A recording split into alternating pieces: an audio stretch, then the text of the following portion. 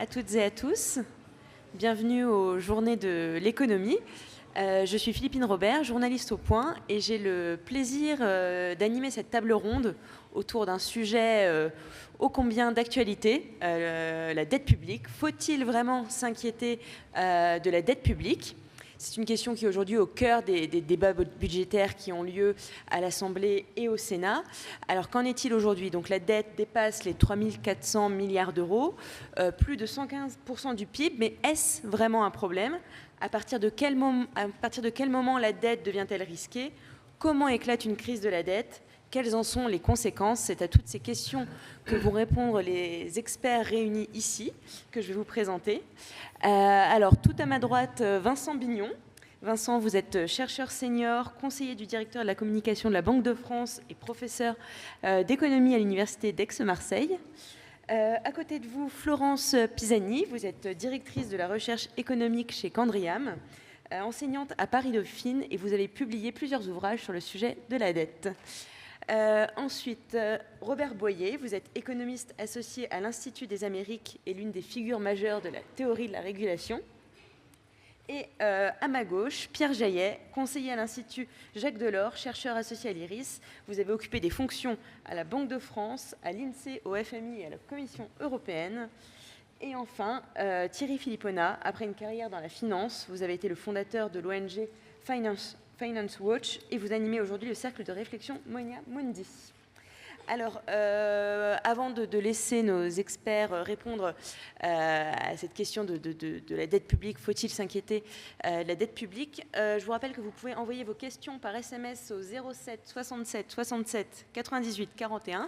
Je vais les recevoir sur cette petite tablette et je pourrai les transmettre à nos invités. Alors, pour commencer, sur ce sujet de la dette, je vais me tourner vers Florence Pisani, peut-être pour essayer de comprendre pourquoi cette dette publique est aujourd'hui devenue un tel enjeu, pourquoi est-ce qu'elle inquiète tant. Est-ce que vous pourriez peut-être nous expliquer un petit peu cela ? Merci. Alors, je vais voir si les diapositives arrivent, et je vais essayer d'expliquer ça. On va essayer de prendre un tout petit peu de recul, et l'idée, c'est que la hausse de l'endettement, c'est parfois perçu comme le résultat d'une insouciance, d'une incurie budgétaire. Et ce que je vais essayer d'expliquer, c'est que ce n'est pas tout à fait ce qui s'est passé sur les dernières années, et que jusqu'au Covid au moins, on a vécu dans un monde dans lequel on manquait d'emprunteurs. Et l'un des signaux qui montre qu'on manquait d'emprunteurs, c'est que les taux d'intérêt non seulement baissaient, mais on a même une banque centrale qui, en Europe, a mis ces taux d'intérêt en territoire négatif. On payait les États, les entreprises pour qu'elles s'endettent effectivement. Alors pourquoi est-ce que l'endettement public est nécessaire ? Premier élément, et ça on revient au cours de macroéconomie 1.0, la dette publique, ça peut être un outil de régulation conjoncturelle. Vous savez que l'endettement public, c'est nécessaire lorsqu'on a des crises pour soutenir la dépense privée. Quand on est en crise, les ménages dépensent moins, les entreprises sont très peu enclines à investir, et il faut qu'il y ait un emprunteur en dernier ressort, et cet emprunteur, c'est très souvent les États qui vont jouer ce rôle d'emprunteur. Alors Keynes explique même dans sa théorie générale que payer des gens pour faire des trous et reboucher des trous, ça permet de stabiliser la demande, et c'est préférable, dans certaines circonstances, à l'inaction, même si c'est évidemment pas le meilleur usage qu'on peut faire de l'endettement public. Le Covid, c'est un exemple, un type de ce qui s'est passé. Qu'est-ce qui s'est passé pendant le Covid ? Les ménages étaient chez eux, ils ne pouvaient plus consommer. Qu'ont fait les ménages ? Ils n'ont pas dépensé, mais les États ont préservé leurs revenus, donc ils ont mis de l'argent de côté, et cet argent de côté qui a été mis, sa contrepartie, ça a été une accumulation. Les ménages ont épargné ce que les États ont emprunté pour soutenir l'activité. Alors si c'est un outil de régulation conjoncturelle, la logique aussi, c'est qu'une fois que le choc est passé, il faut revenir et réduire son déficit, surtout quand les choses vont mieux. Il faut assez vite rééquilibrer son déficit. Donc ça n'explique pas qu'on ait en permanence une dégradation des déficits, ça explique juste que par moment, l'emprunt public peut être nécessaire. Deuxième élément qu'il faut rappeler, les États doivent avoir une vision de long terme. Il y a des dépenses, un certain nombre de dépenses qu'il faut financer, qui sont essentielles, des dépenses régaliennes, l'éducation. Il faut aussi éviter que les ponts s'effondrent, comme en Allemagne. Et lorsque l'argent public est bien utilisé, il y a une logique à faire ces investissements. Et cet argent, sur le long terme, ça devient un investissement rentable. Alors, je donne un exemple.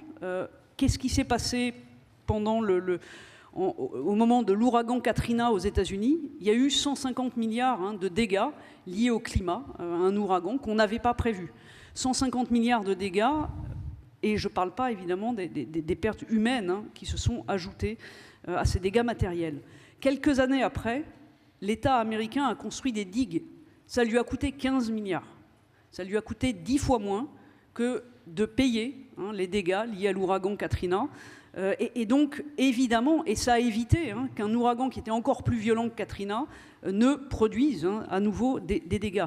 Donc cette vision stratégique, normalement, doit permettre, il faut que les États sortent par moment du faux dilemme qu'on peut avoir de temps en temps entre dette et austérité. Il y a des dépenses publiques qui sont nécessaires, qu'il faut financer et qu'il faut être en état de financer. Et certaines doivent être engagées assez vite. Il est plus judicieux de dépenser un peu aujourd'hui plutôt que d'avoir à payer beaucoup de dégâts demain.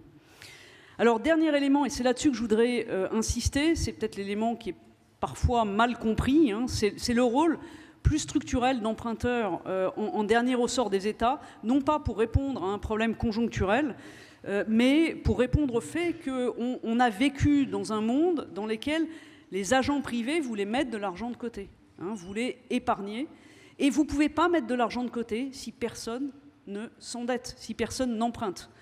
Ça, c'est là aussi ce que Keynes nous a expliqué. Partout, la hausse des dettes publiques, et c'est ça que je vais montrer maintenant. Voilà, c'est passé ici. Essayez de montrer là. Vous voyez ici la hausse de l'endettement public qui a été assez fort dans beaucoup d'économies. Et cette hausse de l'endettement public, elle a coïncidé, et vous le voyez maintenant, avec une accumulation d'actifs financiers par les ménages. Les ménages ont mis de l'argent de côté, et c'est allé de pair avec la hausse des dettes publiques.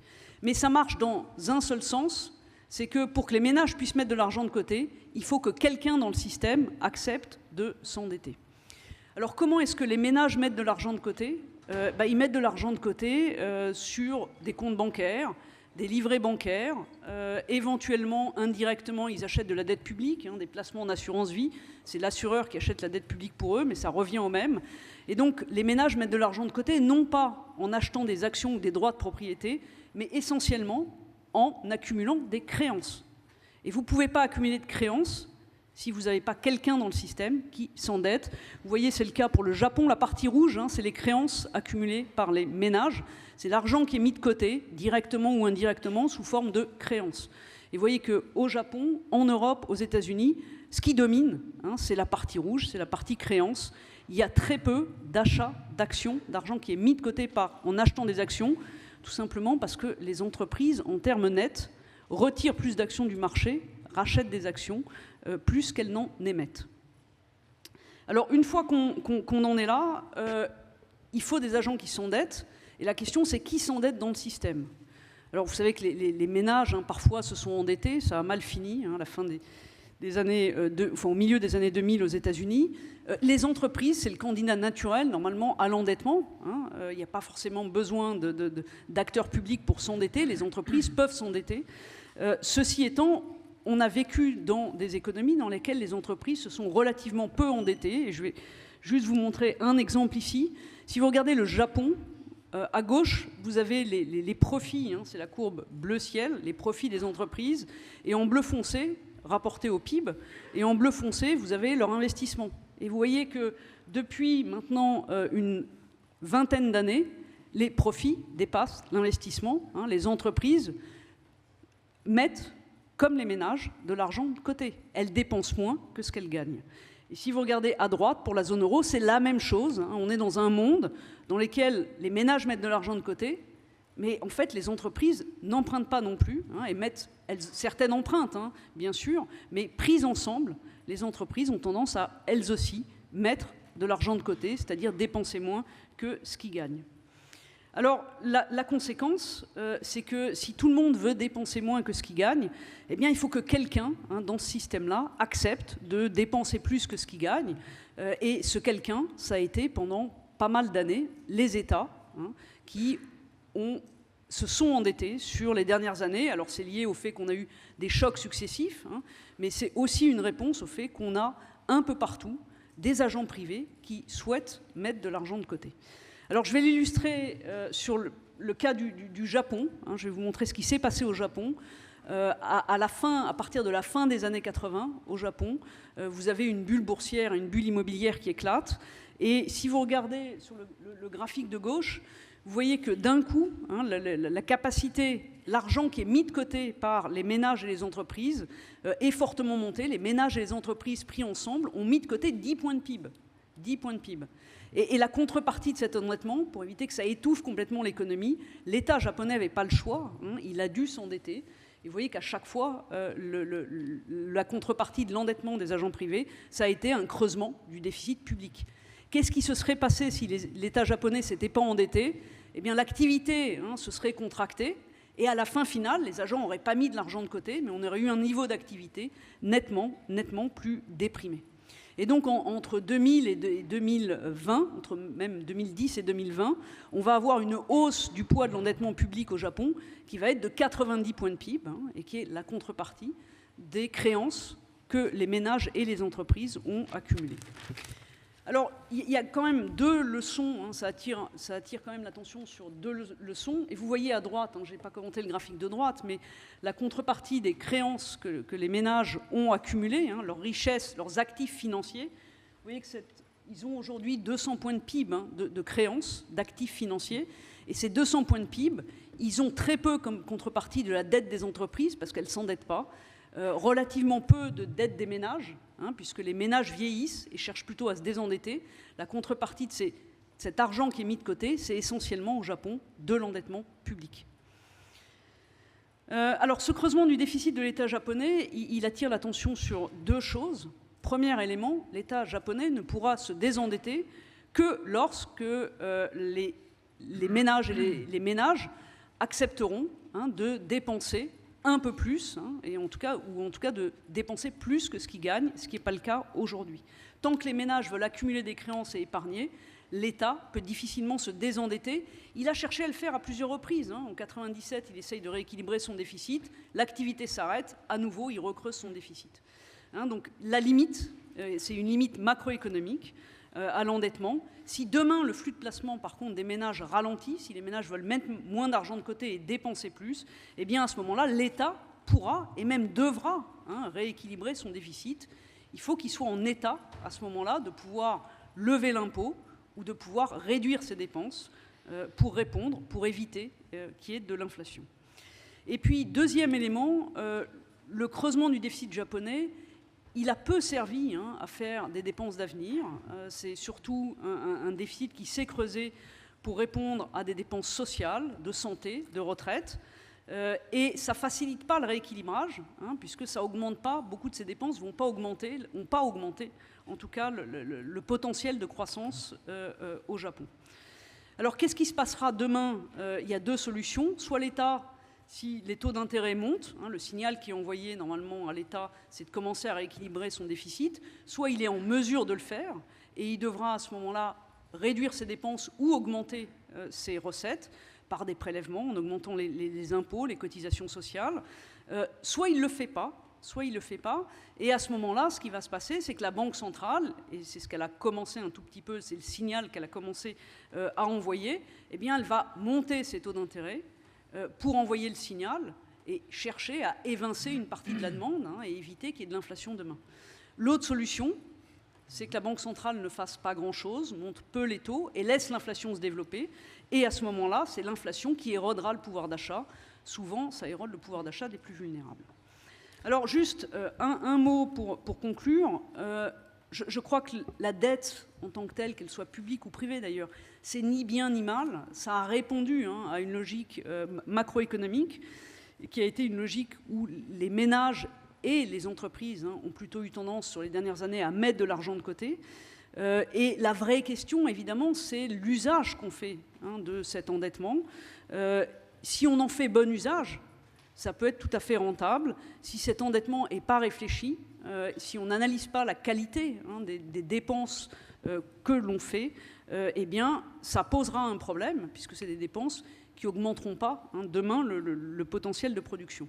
Et dernier élément, lorsque les taux d'intérêt remontent, ce qui est un peu le cas aujourd'hui, à certains endroits en tout cas, le message, il est assez clair, en tout cas pour certains pays, il est qu'il faut peut-être commencer à rééquilibrer un peu son déficit. Ça ne veut pas dire qu'il faut le rééquilibrer partout, et dans la zone euro, on a un problème qui est beaucoup plus complexe. D'abord parce qu'on est en union monétaire, ensuite parce qu'on a des engagements, on a pris des engagements, on a des règles, et on a pris des engagements budgétaires. Ces règles ne sont sûrement pas, toujours pas les bonnes, mais en tout cas elles existent. Et dans ce contexte-là, on a aussi des positions budgétaires qui sont extrêmement différentes, et je conclurai là-dessus. On a pris ensemble en Europe, comme au Japon, un excédent d'épargne. Et c'est dommage que cet excédent d'épargne, on ne le mobilise pas à l'intérieur, on ne l'utilise pas. On a des marges pour investir, on a des marges pour mieux dépenser. La question, c'est comment mieux dépenser, qui doit dépenser, quels sont les pays qui ont des marges. Et si vous regardez à droite, vous voyez clairement qu'il y a un pays au moins, qui est un grand pays de la zone euro, dont le poids de la dette publique nette des actifs de l'État est aujourd'hui à peine supérieur à 20 points de PIB. Ce pays, c'est l'Allemagne. L'Allemagne a fait un virage budgétaire. Je crois qu'il était temps qu'elle le fasse. Et qu'elle commence à dépenser pour des dépenses d'avenir qui sont évidemment nécessaires. Merci Florence pour ce cadrage macro et international. Je vais me tourner maintenant vers vous, Robert Boyer, pour parler peut-être plus spécifiquement du cas de la France. Qu'en est-il de la dette française? Pourquoi a-t-elle tant augmenté et est-ce inquiétant cette augmentation? Écoutez, c'est particulièrement inquiétant et j'ai rarement l'occasion de faire des pronostics parce que je me suis toujours trompé. Mais je vais vous en faire un devant vous et vous en porter démonstration. La dette actuelle française est insoutenable aux conditions présentes et à l'anticipation des futurs débats politiques, non pas parce qu'il y a un ratio mythique dette sur PIB, le Japon est un bon exemple, parce qu'ont disparu tous les mécanismes institutionnels permettraient de vérifier l'adéquation du crédit qui est alloué massivement à maintenir la paix sociale, ce qui est une très très bonne chose, au détriment des dépenses d'avenir. Première diapositive, mon collègue Olivier Boileau a actualisé un article publié dans la française d'économie financière. Regardez ce premier graphique. En rouge, c'est le déficit public en pourcentage du PIB.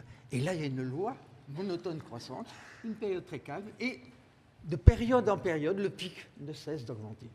Pourquoi? Parce que le taux d'intérêt apparent n'a cessé de baisser, parce qu'on croyait qu'il y avait une stagnation séculaire. Voilà. On pensait qu'il y avait une stagnation séculaire dans laquelle les taux d'intérêt allaient tomber à 0 à 1%. Risque-t-on un effet de boule de neige? Parce que, grosso modo, vous connaissez depuis Thomas Piketty, R-G. Là, excusez-moi. Est-ce que le PIB nominal croît suffisamment pour rembourser les charges d'intérêt? Dans la très longue période, la croissance décroît et les taux d'intérêt se convergent, mais grosso modo, il n'y a pas pour l'instant de trop grand déséquilibre. Or, regardez la courbe bleue, la nouveauté, c'est que les taux d'intérêt vont augmenter, mais bien sûr lentement, parce qu'il faut renouveler la dette. Donc, le danger n'est pas un danger argentin ou grec, d'un effet absolument cumulatif. C'est tout simplement l'idée d'avoir laissé passer tous les mécanismes régulateurs. Essayons de voir comment ça se passe. Dans le micro. Ben oui, mais il faut que je regarde. Voilà. Alors, vous voyez, en gros, la finance a joué un mauvais tour parce que les gouvernements en France a profité de la baisse des taux d'intérêt. Certes, il y a eu des plans à venir, etc. Très rarement, mais ils en ont profité pour s'endetter. Et ils ont imaginé la prolongation à l'infini de cette évolution. Or, votre exposé montre bien qu'il y a des contradictions internationales qui interdisent cette reproduction. Donc, on ne veut pas compter cette répétition. Du coup, si on regarde bien, alors voilà la partie régulationniste. Je sais que quelques-uns d'entre vous aiment la partie, et c'est le centre de l'analyse qui explique. 4 grandes périodes.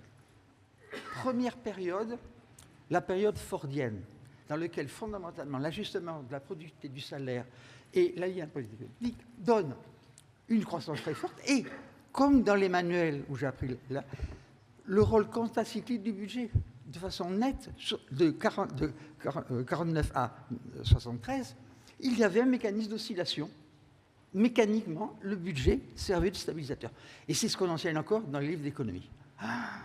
Drame, les 2 chocs pétroliers et l'épuisement de produits des États-Unis. Et là, j'étais très frappé par la myopie des politiques. Il dit c'est un mauvais moment à passer.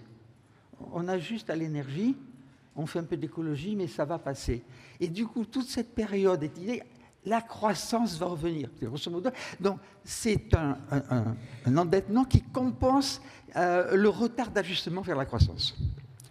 Le grand drame, c'est la 3e période. Alors, datée soit en 90, soit en 95. Et là, c'est absolument dramatique. Les régimes de croissance des pays se distinguent énormément. Prenons l'exemple de l'Allemagne, c'est une croissance tirée vers l'exportation, et nous sommes tirés par la consommation. Car le rapport salarial résiste relativement bien, la progression du pouvoir d'achat est limitée, mais suffisante. Et au détriment, 1, des finances publiques, 2, de l'équilibre extérieur. 4e période, ça rejoint votre analyse, c'est la période des chocs. Les Covid, la guerre en Ukraine, et là, face à ces mécanismes, on s'aperçoit maintenir la continuité de l'activité économique, maintenir la paix sociale, nous rentre dans un régime totalement différent où l'État compense fondamentalement l'ensemble des pertes, alors que lorsque le Covid a fermé les établissements, par exemple les cinémas, c'était irrécupérable. En grosso modo, nous avons à payer les pertes irréversibles. Et voilà la grande difficulté correspondante. Nous voilà donc dans une phase très... Et alors, la trajectoire française est très originale. Ouais, vous venez d'entendre le Japon. Alors, d'où vient ça? Ben, si vous voulez, le taux d'investissement s'est bien redressé en fin de période, ça, je sais pas. Mais l'investissement, c'est la capacité de production de demain. Donc, il faut voir, il y a un espoir. Par contre, mon désespoir est comble parce que, qu'est-ce qui se passe? Le déficit public, on a toujours le choix. Acheter la paix sociale, qui est quelque chose de bien, c'est la réponse à la démocratie, ou préparer l'avenir.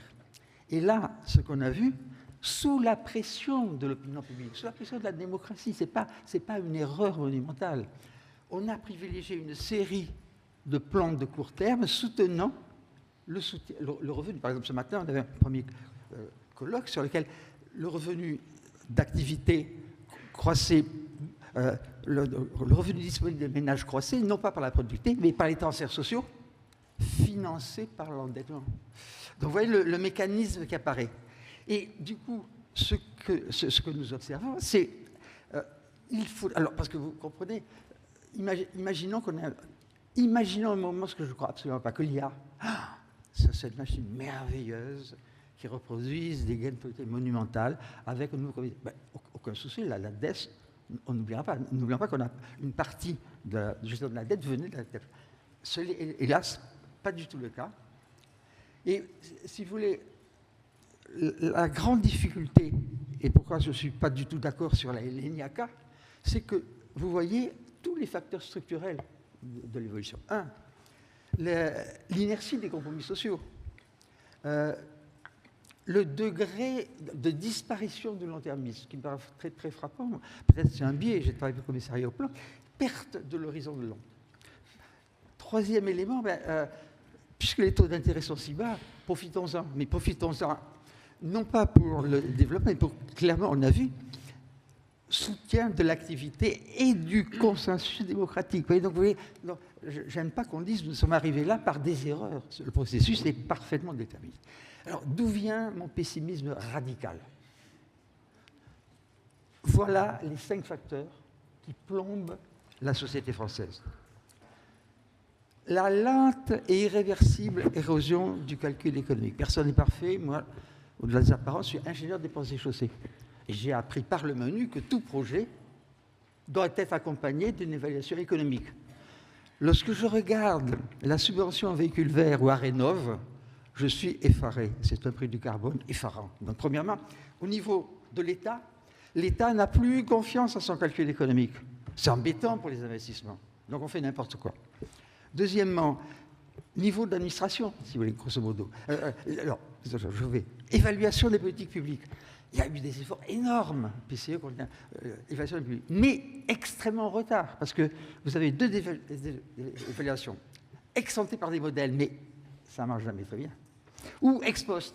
Mais ex post, ça prend du temps, et il faut cumuler de l'expérience pour rétroagir sur la politique. Or, je suis navré, l'Institut d'analyse des études politiques économiques a aussi peu d'influence que les administrations de contrôle pour contrôler les dépenses publiques. Vous voyez, le problème, c'est que l'évaluation, lorsqu'on bute sur la réalité, alors ça remplace l'évaluation. Troisièmement, lorsqu'on supprime la taxe d'habitation qu'aucun économiste rationnel ou maire défendait, vous créez non pas un millefeuille, mais une usine à gaz invraisemblable qui déstabilise les finances régionales parce qu'on compense, c'est un jeu de bonneteau. Troisième élément, la couverture sociale, c'est un choix social. Et dire il n'y a qu'une seule solution, c'est catastrophique. Il y en avait au moins 3. Et du coup, la chose qui était intéressante, il ne fallait pas traiter le problème des retraites comme une question technique, financière, mais comme une question sociale. Donc on a pris le problème à l'envers. Troisième point, écoutez, le régime présidentiel, si tout est pyramidal là, de temps en temps, le président peut décider pour lequel aucun des membres, à tous les niveaux de l'administration, n'est d'accord. Il y a un aspect de captation, si vous voulez, du pouvoir. Dernier point, alors imaginez que vous avez une cocotte qui bout, c'est-à-dire que tous ces éléments font bouillir la cocotte, puis vous mettez au-dessus un petit couvercle léger.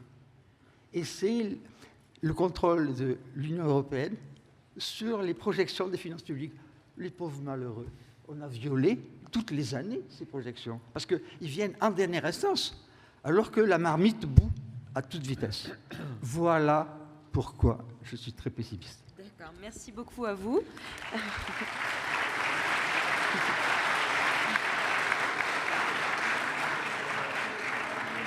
Alors du coup, pour tous les intervenants, on va essayer de bien parler dans le micro. Alors maintenant, je vais me tourner vers Thierry Philippona. On voulait vous demander, on entend parler des marchés financiers, des investisseurs, de nos créanciers, de la crise de la dette qui pourrait se déclencher à cause des marchés financiers. Est-ce que vous pourriez nous expliquer tout ça? Comment ça fonctionne? Qu'est-ce qui se passe concrètement? Pourquoi la confiance, c'est important? Et est-ce qu'on risque vraiment de voir une crise de la dette se déclencher, selon vous, à court terme? Merci Philippine. Ravi d'essayer de contribuer à ce débat. Donc, pour contribuer à ce débat, je vais me permettre de faire un peu de partage d'expérience. En gros, ma carrière, ça a été 20 ans dans les salles de marché et ensuite 20 ans dans des think tanks, ONG, supervision financière. Je vais plonger dans mes 20 ans de salles de marché pour essayer de comprendre, et c'est l'une des portes d'entrée, c'est très loin d'être la seule, et les autres copanélistes ont d'autres portes d'entrée, mais la porte d'entrée de qu'est-ce qui déclenche une crise financière? Puisqu'après tout, la dette des États, elle est cotée sur des marchés, et qu'est-ce qui va faire qu'une crise se déclenche ou pas? Et là, ce que j'aimerais mettre en exergue, c'est qu'un marché financier, c'est un mélange assez curieux et qu'on ne perçoit pas toujours de l'extérieur, de grande rationalité et de grande irrationalité. Vous allez vous dire, mais de quoi il nous parle? Voilà. Alors, je vais être très très concret.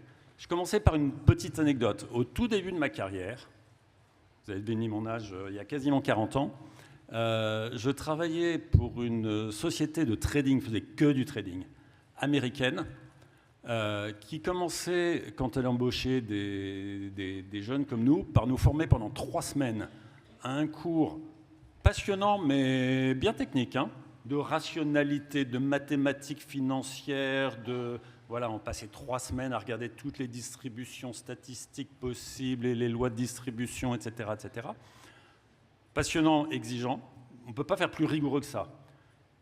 Et je me souviendrai toujours de la dernière phrase du dernier cours au bout de 3 semaines. Le professeur qui nous avait torturés sur toutes les lois log normales du monde pendant 3 semaines nous dit « Alors maintenant, écoutez-moi bien, les marchés financiers sont gouvernés par 2 choses. Fear and greed, la peur et la cupidité.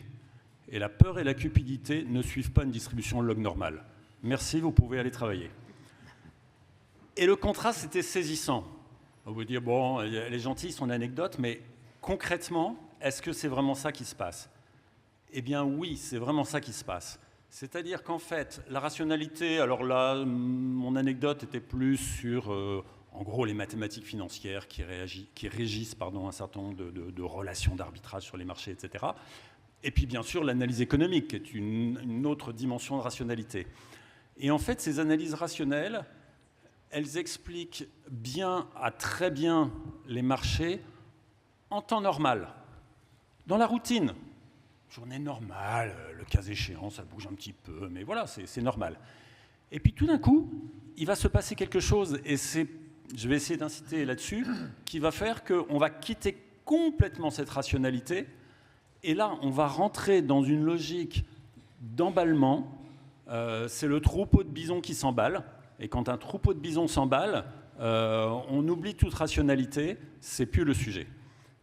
Et ça, c'est vraiment quelque chose de très très important à comprendre, parce que le jour où l'une ou l'un d'entre vous sera ministre des Finances de la France, il serait souhaitable que nos dirigeants comprennent ça quand ils vont... Parce que je ne dis pas que c'est la seule question, hein, il y a 1000 autres questions qui sont abordées, mais c'est une question qui est importante pour savoir si on est en train de marcher sur du verre, sur le feu, je ne sais pas comment on dit, ou si en fait, la vie continue. Il y a un quadruple phénomène dans les marchés financiers. Il y en a un qui est décrit depuis très longtemps, chapitre 12 de la théorie générale de Keynes, qui est écrite en 1936, si je ne dis pas de bêtises, où il dit qu'un marché financier, ou plus exactement le phénomène de spéculation est l'équivalent d'un concours de beauté où le gagnant aurait la même opinion que la moyenne des autres membres du jury.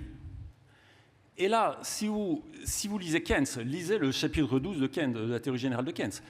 Le sujet n'est plus de savoir quel est, et je cite Keynes, hein, il utilise le mot pretty face, donc le sujet n'est plus de savoir quel est le plus joli visage, mais le sujet est de savoir quel est le visage qui va le plus plaire aux autres membres du jury. Donc et appliqué au marché financier, on n'est plus en train de parler de la valeur fondamentale d'un actif financier, qu'il soit action ou obligation en l'occurrence.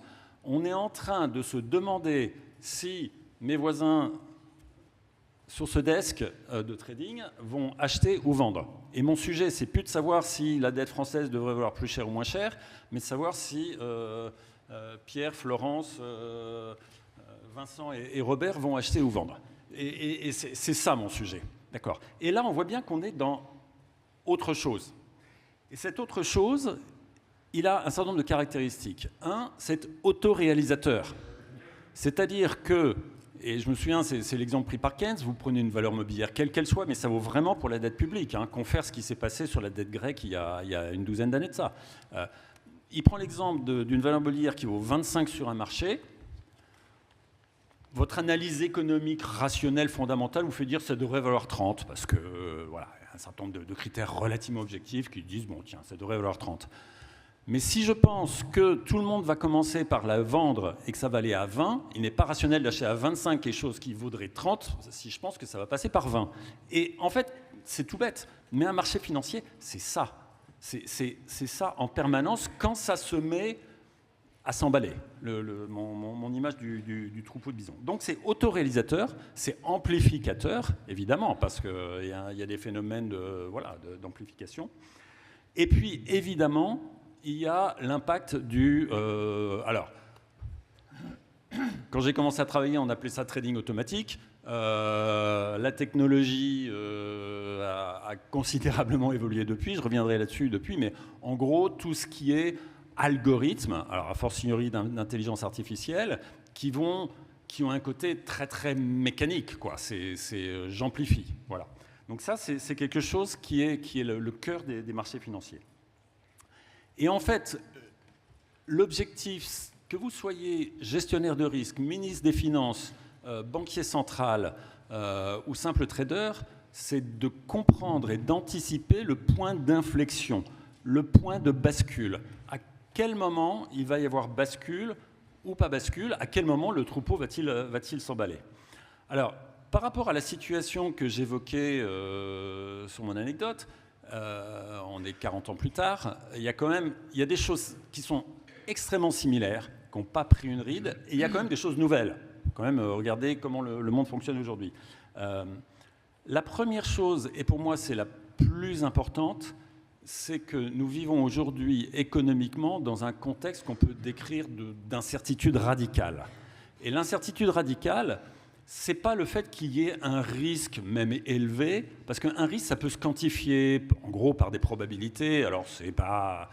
Voilà, c'est de la probabilité, on n'est pas 100% sûr, mais quand même, on arrive à rationaliser tout ça. L'incertitude radicale, elle n'est pas probabilisable. Et donc ça, on voit bien que psychologiquement, vous êtes gestionnaire de risque, vous êtes trader, vous êtes investisseur, il ne va pas falloir beaucoup pour déclencher le phénomène de peur. La peur et la cupidité. Là, on est du côté de la peur. Parce que si l'incertitude est radicale, waouh, nous autres petits êtres humains, il y a un moment où on ne sait plus. Donc ça, c'est vraiment quelque chose qui est très, très important. Évidemment, il y a aujourd'hui un effet accru de la technologie, parce que, bon, je ne vais même pas commencer, parce que la technologie ne fait que se développer et est de plus en plus puissante. Il y a un troisième phénomène, et là je continue à être waouh, il y a des risques qui sont très importants, c'est le fait que la bulle financière, enfin la bulle, oui, le monde financier est devenu tellement important en taille que la queue a la possibilité de remuer le chien. Normalement, c'est le chien qui remue la queue, mais j'ai fait beaucoup de produits dérivés. La théorie du produit dérivé, le prix d'un produit dérivé, il suffit d'écouter le nom, c'est dérivé d'un produit financier sous-jacent. Et puis, vous avez une relation très rationnelle, donc ça vaut ça. Sauf qu'aujourd'hui, la taille des produits dérivés est tellement gigantesque, c'est les produits dérivés qui déterminent le prix des actifs. Le marché des produits dérivés dans le monde aujourd'hui, c'est 1 million de milliards de dollars, j'ai bien dit 1 million de milliards de dollars de notionnel sous-jacent. C'est-à-dire entre 9 et 10 fois le PIB mondial. Alors, je compare un flux à un stock, donc cette comparaison a des limites, mais ça permet de fixer les ordres de grandeur. Et évidemment, quand on est sur des montants pareils, la queue remue le chien. Après ça, pour bien coller à notre sujet du jour, qui est la dette publique, Philippine, il faut me dire si je suis trop long, il y a quelque chose, et on est en Europe, il y a quelque chose qui est très différent, c'est que alors, les banques centrales générales, mais la BCE en particulier, interviennent massivement quand il y a des crises. Alors, elles n'ont pas le droit d'acheter en marché primaire, autrement dit de financer directement des entités publiques, mais en marché secondaire, elles ne se sont pas privées de le faire. Et c'est, quelque part, il y a un moment, c'est un instant de raison après que le papier soit émis. Bon, la différence... Donc il y a un effet stabilisateur considérable de la position des banques centrales. J'ai encore combien de temps ? 1 minute. 1 minute, ça va. Bon, je saute une ou deux idées que j'avais à partager pour faire un petit résumé. Pour nous résumer, pour éviter ces moments d'emballement qui vont déclencher cette irrationalité, de mon point de vue, il y a 3 choses à faire.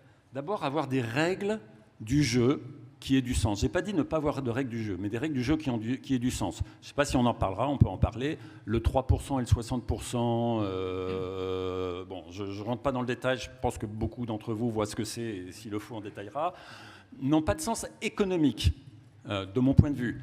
Après ça, c'est la règle. Et une règle, c'est fait pour être suivi. Bon, voilà. Mais en tout cas, si on pouvait avoir des règles qui ont un sens économique, ça aiderait. Mais ce n'est pas tout. La deuxième chose, c'est qu'il faut gérer les anticipations. Et typiquement, gérer les anticipations, c'est ce qu'avait fait avec brio, de mon point de vue et du point de vue de beaucoup de gens, quelqu'un comme Mario Draghi, avec son fameux « whatever it takes ». Quand on a le patron de la Banque centrale qui dit « whatever it takes, je serai là », si vous êtes un trader qui vous dit « tiens, je vais gagner en enclenchant cette spirale à la baisse », waouh, j'ai la BCE en face de moi, je vais peut-être réfléchir à 2 fois. Donc ça, c'est de l'anticipation, c'est pas vraiment de l'économie, c'est du jeu sur la psychologie des acteurs.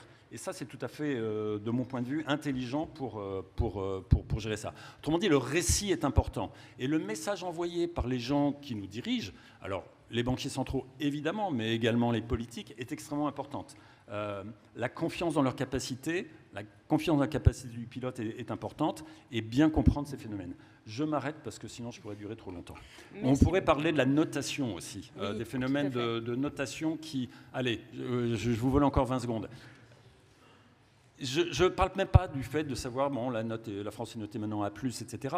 Mais effet de seuil, moment où on passe dans un autre monde. La note juste en dessous du A+, c'est 3B, bon, enfin, il doit y avoir du A- avant, mais bon, si on passe en ce que les agences de notation appellent non-investment grade, c'est une autre catégorie. Il y a plein d'investisseurs en obligations qui n'ont plus le droit, par leurs règles. Si vous me lancez sur le sujet, je vous dirais que c'est des règles qui sont un petit peu idiotes, mais le fait est qu'elles existent, d'accord ? Ils n'ont plus le droit de l'acheter. Donc, s'ils n'ont plus le droit de l'acheter, ils vont vendre. Et là, donc c'est là qu'on a des effets de seuil qui n'ont pas vraiment un sens économique, parce que tous les gens qui analysent les choses de façon très rationnelle en économie, ça ne va rien leur apprendre qu'il y a un changement de note. Mais par contre, il y a des effets de seuil en capacité à investir ou pas et en déclenchement de ces seuils de spéculation, en fait. Merci beaucoup. On va passer maintenant... Excusez-moi.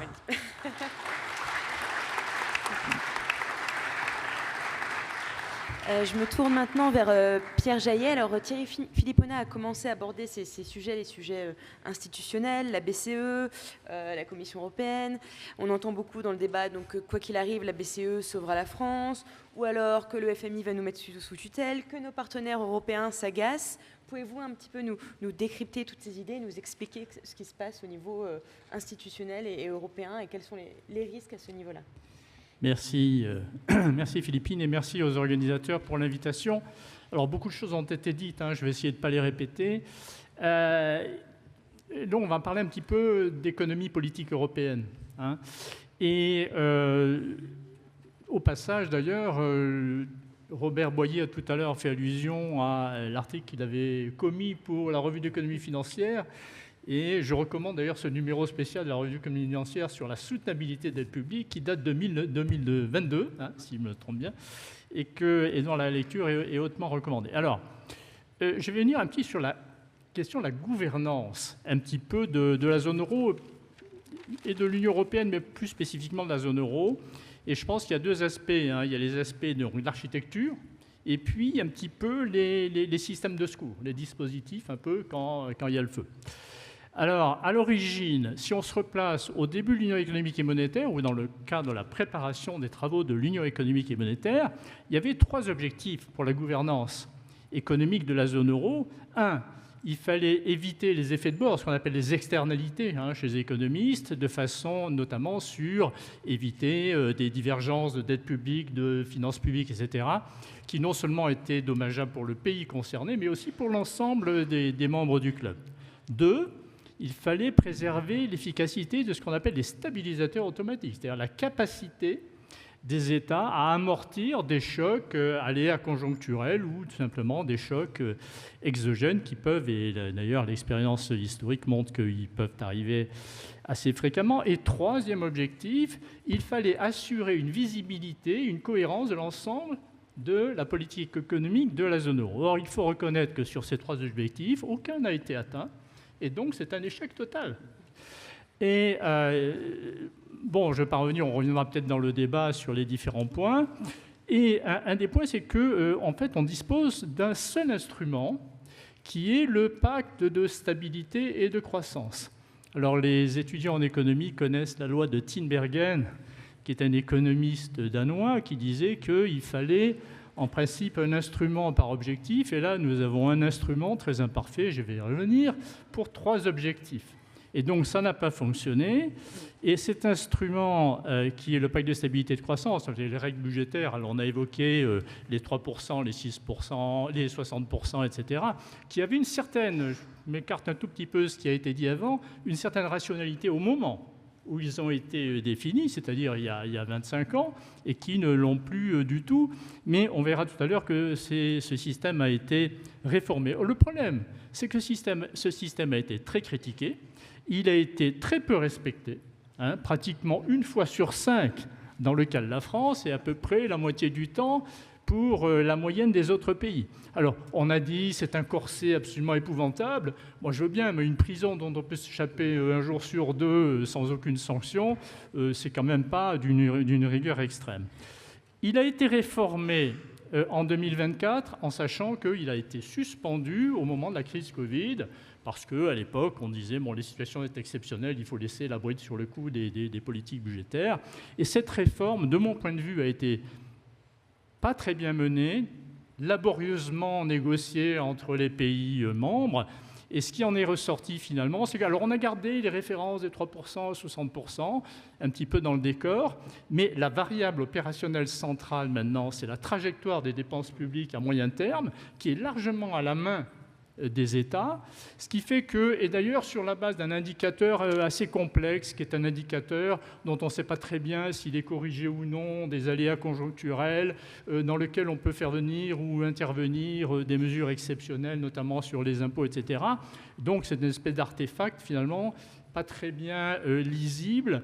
Et au bout du compte, mon point de vue, c'est que finalement, quand on regarde maintenant, la zone euro, elle est sans garde-fou, véritable, du point de vue de la respecter, disons, les normes budgétaires minimales. Nous n'avons pas de boussole, parce que finalement, il est très difficile actuellement de savoir quelle est l'orientation de la politique économique d'ensemble. On sait quelle est, par exemple, l'orientation de la politique monétaire.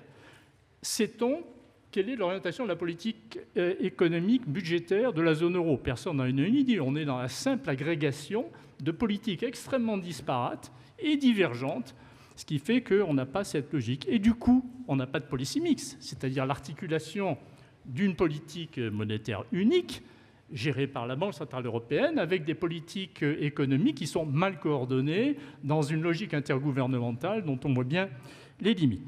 Alors, les systèmes de secours, c'est mon deuxième point. Où est-ce qu'on en est? Alors, je veux dire, il ne faut quand même pas exagérer. On est toujours, lorsqu'on parle des finances publiques, et particulièrement en France depuis quelques mois ou quelques trimestres, dans une espèce d'équilibre entre déni de réalité et dramatisation excessive. Alors, la France, ce n'est pas la Grèce des années 2010-2014. Rappelons, juste pour mémoire, que la Grèce, à l'époque, c'était 14% de déficit, une dette publique qui dépassait les 200% et des taux d'intérêt qui ont grimpé jusqu'à 40%. Nous n'en sommes pas là. Mon voisin de gauche, d'ailleurs, a signalé qu'il pouvait y avoir des dynamiques extrêmement fâcheuses et autoréalisatrices. On en est encore très loin, Dieu merci. Ça ne veut pas dire qu'à horizon moyen-long terme, on n'y sera pas.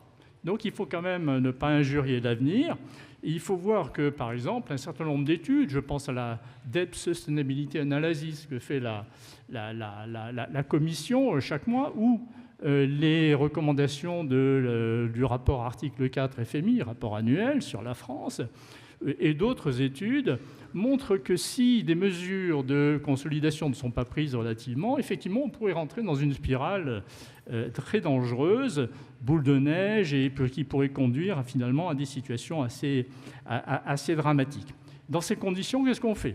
Alors, un ancien ministre des Finances, quand je dis ancien, il y a quelques mois, ou il y a quelques semaines, avait évoqué comme une espèce d'épouvantail la possibilité d'une mise sous tutelle du Fonds monétaire international. Or, d'abord, je trouve que ce n'est pas très malin de présenter le FMI comme un épouvantail. C'est un contresens. Le FMI est une institution universelle, 191 membres, qui a pour objet de venir intervenir au secours de pays qui se retrouvent en détresse financière. Présenter ça comme une punition, c'est à mon avis un contresens, d'autant plus que le FMI n'intervient qu'à l'initiative des pays concernés. Alors, par ailleurs, il faut savoir que, et c'est assez méconnu, qu'il y a des mécanismes européens de solidarité qui ont servi effectivement pendant la grande crise de la zone euro entre 2010 et 2014, et je pense en particulier au mécanisme européen de stabilité. Le mécanisme européen de stabilité, qu'on appelle parfois le FMI européen, en réalité a une capacité de mobilisation qui est très importante. C'est à peu près 700 milliards d'euros, disons 700 milliards dont 500 milliards mobilisables très rapidement. Au passage, le Fonds monétaire, en euros, c'est à peu près 1200 milliards de ressources totales. Le Fonds monétaire, c'est 191 pays. La zone euro, c'est, pour le mécanisme européen de stabilité, c'est 27. Donc le mécanisme européen est potentiellement plus important que le Fonds monétaire international en termes de capacité de mobilisation.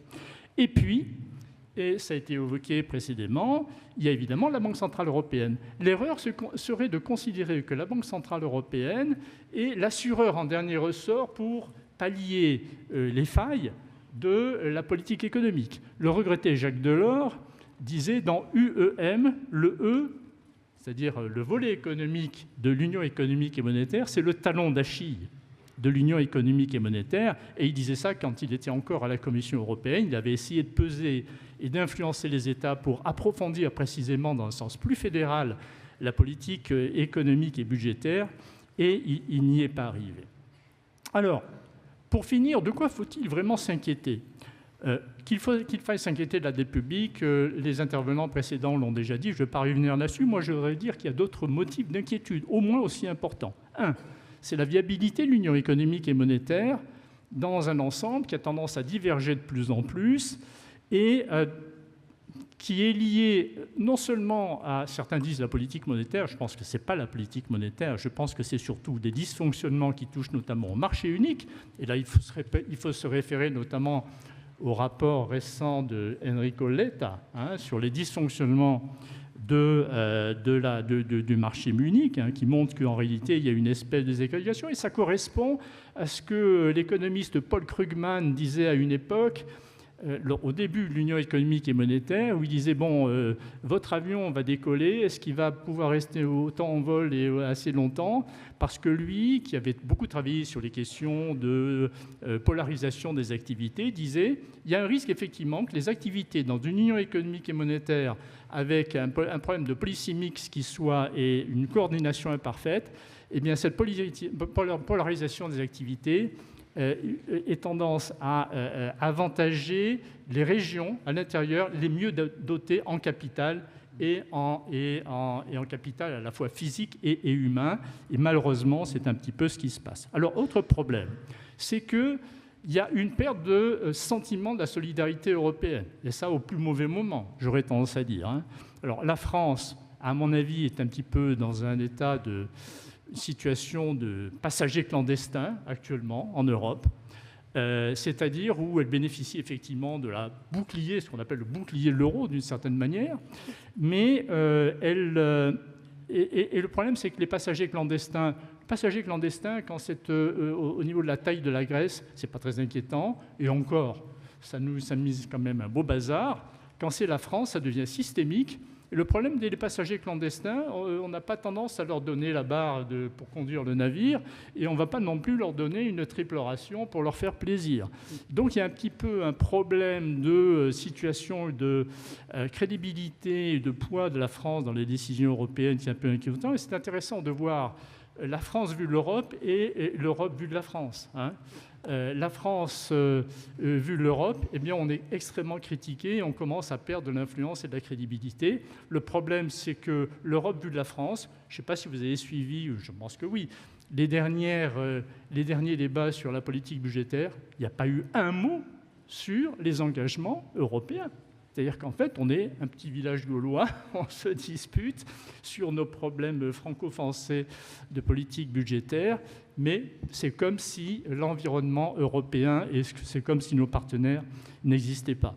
Alors, le problème, je finis par ça, c'est que ça bloque un certain nombre de choses. C'est-à-dire qu'on est dans un dialogue de sourds avec des pays dits frugaux, qui d'ailleurs pourraient être un petit peu plus ou évoluer un petit peu plus sur à la fois au plan conceptuel et au plan de leur position politique pour élargir. Et d'ailleurs, c'est un petit peu ce qu'on voit en Allemagne, faut le dire. Et de l'autre côté, des pays dépensiers qui, eux, ont tendance à tendre la sébille, mais sans répondre aux engagements. Et on voit bien que ça ne va pas faire avancer les choses. À la fois, j'ai noté le rapport l'État, ce n'est pas ça qui va faire fonctionner, qui va faire améliorer le marché unique. Et quand on fait référence maintenant au rapport Draghi, ce n'est pas ça non plus qui va permettre de faire avancer beaucoup de mesures qui sont absolument nécessaires dans le rapport Draghi. Tout ça est très dommageable, évidemment. Et il faut sortir de la France, il faut sortir évidemment du cadre européen, il faut regarder un cadre international dans lequel l'Europe est aussi attaquée par le néo-mercantilisme de la Chine et une espèce de néo-impérialisme des États-Unis. Merci beaucoup.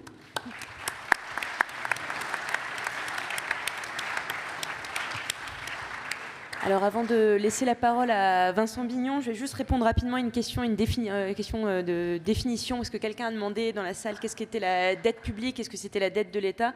Donc juste pour rappeler rapidement, la dette publique, c'est la dette de l'État, des organismes de sécurité sociale et des collectivités locales.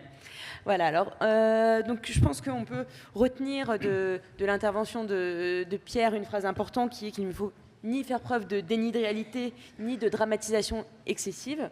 Pour répondre à notre question, faut-il s'inquiéter vraiment de la dette publique? Et alors la question que je voulais vous poser, Vincent, c'est qu'une fois qu'on a fait ce constat, qu'on est dans une situation difficile, qu'il y a une dette importante, qu'est-ce qui se passe? Comment on gère cette dette élevée? Qu'est-ce qui se passe s'il y a une crise de la dette? Quelles sont les conséquences? Que nous apprend l'histoire pour répondre à ces questions? Merci beaucoup, Philippine. Je vais commencer par définir, parce qu'il n'y a pas eu la question, mais c'est quoi une crise de la dette? Alors, je vais y revenir à différents moments, mais pour le tout départ, je vais définir une crise de la dette comme une situation où, en fait, dans notre vie quotidienne, ou dans la vie quotidienne de beaucoup de nos concitoyens, en fait, ils souffrent, par exemple, parce que les allocations sociales doivent être baissées parce que l'État ne peut plus payer. Ça, c'est une crise de la dette dans sa forme la plus extrême. C'est ce qu'ont connu l'Espagne, le Portugal, la Grèce, l'Italie, l'Irlande, il y a une quinzaine d'années, 2010, 2012, 2013. Ça, c'est la crise de la dette qu'il faut absolument éviter. Et puis après, il y a des crises de la dette qui sont comme les accélérations du cœur, où en fait, les taux d'intérêt montent. Et pourquoi c'est intéressant, ou pourquoi c'est très important pour la Banque de France de s'intéresser à cette situation? Si je reprends l'exemple de l'Espagne, entre 2010 et 2012, c'était une situation où les taux d'intérêt dans la zone euro, donc pour nous par exemple en France, pour la Banque centrale étaient à 0%. Pour les entreprises, c'était très faible, 1, 2, 2,5%. Mais en Espagne, les entreprises n'arrivaient pas à s'endetter à moins de 10 ou 15%. Donc une crise de la dette, quand on n'est pas encore forcément dans le fait d'avoir des prestations sociales ou des salaires qui sont baissés, arbitrairement, hein, c'est-à-dire il n'y a pas d'autre possibilité, cette crise de la dette, c'est une situation dans laquelle les conditions de financement de l'économie, donc d'une économie, sont très différentes de ce qui se passe pour des voisins similaires. Et derrière, il y a une question sur la confiance. Alors, il y a un point qu'il faut absolument savoir, enfin il faut en être convaincu aujourd'hui, nous ne sommes pas en crise de la dette. Par contre, on est dans une zone qui commence à être dangereuse. Et par dangereuse, je vais prendre une métaphore. On est en voiture, il y a de plus en plus de brouillard, et on n'est pas des très bons conducteurs. Alors qu'est-ce que je veux dire par il y a de plus en plus de brouillard? Il y a de plus en plus de brouillard, ça veut dire qu'on le sait, on l'a vécu, le Covid, c'est un choc sanitaire. Il est possible qu'il y ait d'autres chocs sanitaires dans le futur, mais je ne me prononce pas là-dessus. On a des chocs géopolitiques. On a des voisins, la Russie, qui décident, pour des raisons que moi, je ne comprends toujours pas, c'est-à-dire que je ne les accepte pas, je pense, d'envahir un de ses voisins, l'Ukraine. Et ça a des conséquences directes sur ce qui se passe chez nous. Et puis, il y a une autre dimension du brouillard, c'est qu'on sait qu'on est dans une situation climatique extrêmement grave. On n'en connaît pas encore complètement les conséquences, même si il y a des toits qui s'envolent à cause des tempêtes et qu'il y a de plus en plus de tempêtes, même s'il y a des inondations. Donc en fait, on est dans une situation, quand je dis du brouillard, c'est que des éléments extérieurs à l'économie viennent perturber le fonctionnement de l'économie. Et ces chocs-là, on a le sentiment, ou en tous les cas, je ne sais pas si c'est un sentiment, mais en tous les cas, ils semblent de plus en plus fréquents. Donc ça, c'est la partie du brouillard. Donc on est dans une difficulté où on est sur la route, on avance, et en même temps, il y a ces chocs qui arrivent. Là-dessus, c'est quoi notre capacité de conduite du point de vue du budget ou du point de vue de la dette? Alors, je suis complètement d'accord avec Florence, ma voisine. On est en Covid, l'économie s'arrête. Le vrai risque, si on est médecin, enfin, l'équivalent, c'est l'arrêt du cœur. Donc évidemment, à ce moment-là, quand on est en arrêt du cœur, ben, il faut faire des perfusions, il faut donner du sang, ça finit par de la dette, en économie, typiquement. C'est pas un problème. Maintenant, pourquoi j'ai dit qu'on n'était pas des bons conducteurs? Ben, on n'est pas des bons conducteurs parce qu'en fait, on a deux dimensions sur lesquelles on n'est pas très bon. Un, du point de vue de la dépense publique, on est en train d'accélérer sur une route où il y a du brouillard. Qu'est-ce que je veux dire par on est en train d'accélérer? Si on prend les rapports de la Cour des comptes, et ils en font régulièrement, du point de vue de l'écart entre les recettes et les dépenses. Alors moi, je vais me concentrer sur l'État parce que le reste, enfin le gouvernement, enfin l'État central, parce que le reste, en fait, il y avait plein de problèmes de transfert, mais je peux le négliger. Quand on lit le rapport de la Cour des comptes sur l'exécution du budget 2023, pardon, donc c'est en 2024, la Cour des comptes dit chaque année, l'État dépense 450 milliards depuis donc 2020, 2021, 2022, 2023. Et ça ne s'est pas amélioré. Et de l'autre côté, regardons les recettes de l'État. Les recettes de l'État, c'est à peu près 320 milliards chaque année. Si on est un ménage, et je sais qu'une partie des économistes n'aiment pas, mais là je suis obligé de faire la comparaison, on a 450 milliards de dépenses par an, et ça semble être un nouveau plateau. Et de l'autre côté, on a 320 milliards. Ça veut dire qu'on a 130 milliards à financer chaque année de découvert. C'est l'équivalent. D'accord? Donc ce financement de découvert, on le fait par la dette, et c'est comme ça que la dette s'accumule aujourd'hui, quelque part, de plus en plus vite. Si on compare à 2015 maintenant, donc on est sous le précédent président, on a 350 milliards de dépenses par an, et on a 280 milliards de recettes. Donc 350 milliards il y a 10 ans, on dépensait 100 milliards de moins par an du point de vue du budget de l'État. Et de l'autre côté, en recettes, on recevait 280 milliards, ce qui est à peu près 50 milliards de moins que ce qu'on collecte aujourd'hui. Donc on a augmenté les impôts, on ne les a pas augmentés autant que les dépenses. Mais ça, c'est ce que je voulais dire quand je disais on roule de plus en plus vite. On a une taille de découvert en milliards qui est de plus en plus grande. Le problème, ce n'est pas seulement qu'on roule de plus en plus vite, c'est aussi qu'on freine de plus en plus tard. Et qu'est-ce que je veux dire par là? Je veux dire que quand on prend les aides du Covid, elles étaient importantes pendant le Covid. Mais le jour où on a eu la vaccination et on a tous eu le droit d'aller travailler, de dépenser et de faire tout ce qu'on pouvait faire, ben on aurait peut-être dû se dire, ça c'est juillet 2021, août si vous voulez, le temps de vraiment finir le plan de vaccination, on aurait pu dire, ben en fait on arrête les aides du Covid. Si on lit les rapports de la Cour des comptes, en fait, ils disent, dans le rapport d'exécution du budget de 2023, il y a encore à peu près 5 à 10 milliards d'aides du Covid qu'on dépense chaque année. Et ils disent, bah, comment ça se fait? C'est ça que je veux dire quand on dit qu'on freine de plus en plus tard. Alors, il y avait un raisonnement économique derrière, d'accord, qui est l'idée de dire que bah, plus on débranche tard les aides, plus on est sûr que le patient va bien. Oui, sauf que du coup, de l'autre côté, on dépense de plus en plus, d'accord? On a eu ces 5 à 10 milliards de dépenses liées au Covid en 2023, sauf qu'en 2023, on a déjà subi le choc de la guerre en Ukraine, donc on est dans les chèques énergie. Donc en fait, on a, et je reviens sur mon explication de brouillard, on a des chocs qui sont là de plus en plus souvent. On ne réagit pas très vite à débrancher les dépenses publiques de peur que le patient aille mal, sauf qu'entre-temps, on s'est pris un autre choc. Alors on relève presque de la médecine interne, hein, si on avait... c'est-à-dire qu'il y a plein d'organes qui ont des petits problèmes. Qu'est-ce que ça veut dire, tout ça? C'est quand une crise, en quelque sorte, de la dette, dans ma métaphore. Crise de la dette, c'est le moment où on se prend le platane. On est dans le brouillard, on est en train d'accélérer, on met un peu de temps à rétrograder ou à freiner, et paf, il y a un platane qui nous arrive et on est dedans. Et là, il y a deux types de crise de la dette. Le premier type de crise de la dette, c'est celle dont je vous parlais sur l'Espagne, le Portugal, et pour lequel Pierre parlait du FMI, c'est quand l'État n'a plus les capacités de payer, littéralement. Pourquoi est-ce que l'État décide, en Espagne ou au Portugal, de baisser le SMIC, de baisser les salaires des fonctionnaires et de baisser toutes les prestations sociales de 30 à 40%? Parce qu'il n'y a plus rien sur le compte, littéralement, il n'y a pas la trésorerie. D'accord? Et donc, évidemment, à ce moment-là, ils commencent par dire « Ah mince !»